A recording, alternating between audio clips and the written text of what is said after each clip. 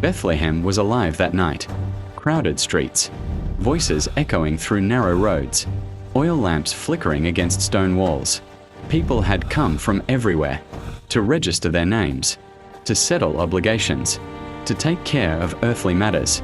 The town was full, busy, distracted, and into this crowded city came two weary travelers. A young man walking carefully, watching every step, guiding a young woman whose body carried more than just exhaustion. Mary was heavy with child. Joseph was heavy with responsibility. They had traveled far, long roads, cold nights, uncertain futures. All they needed was a place to rest. But door after door closed, not with hatred, not with cruelty, but with indifference. No room in the inn, no room in comfort, no room in plans already made. Bethlehem had space for business, space for visitors, space for noise, but no space for the miracle quietly arriving. And so night fell on the 24th. The town settled into sleep. Laughter faded, lights dimmed, but heaven did not sleep. Angels watched, stars held their positions, creation waited.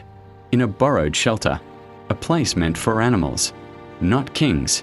Joseph prepared what little he could. Straw on the ground, a feeding trough emptied and cleaned.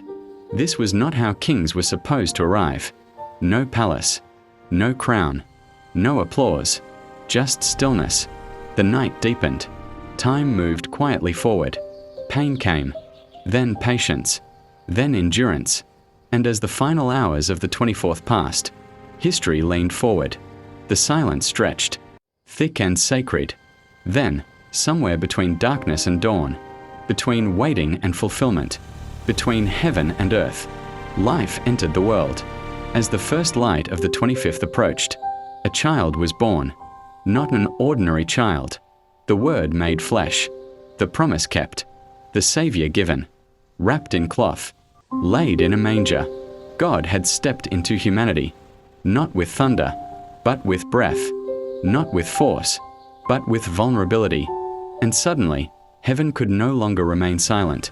Angels filled the skies, their voices breaking the quiet night.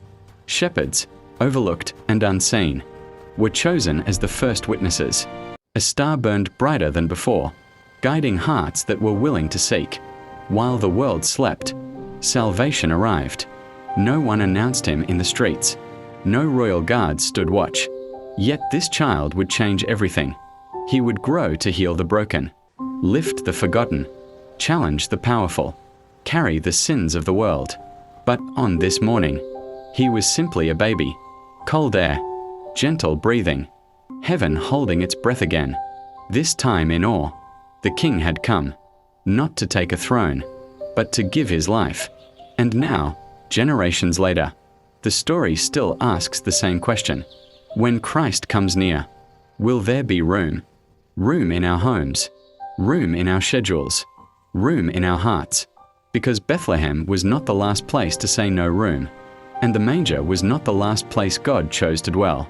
Today, the Savior is born, and the invitation remains open.